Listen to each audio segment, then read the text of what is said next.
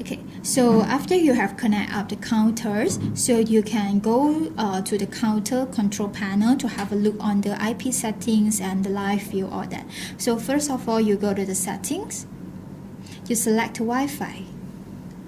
So you will see the Wi-Fi with the counter underscore and then the Wi-Fi access ID, and with the password FoofallCam 888.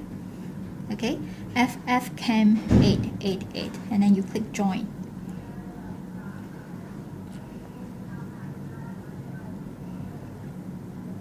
Okay, here you have successfully connected the counter Wi-Fi, and then after that you have to go to the browser.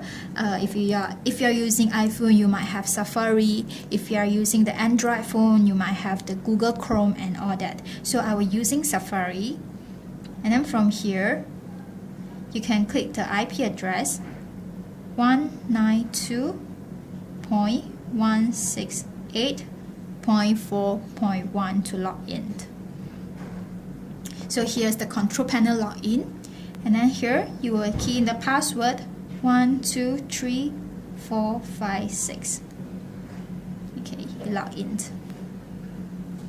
Okay, after you log in the camera, you can see there's a live view here, the live view, and then of course you when you do the installation, you have to screenshot the live view for us after you have installed the counter, and we will make sure the position is correct. Or you can, here you can see there's a network, so you click to the network and then you screenshot the network page for us. So here is the network setting. Okay, this is the default setting of the network, which means it's DHCP.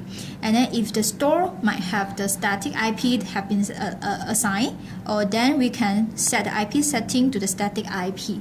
Here we insert the static IP address, subnet mask, and also their gateway. Okay, so you might have to screenshot this whole thing for us, for the installation team to support you.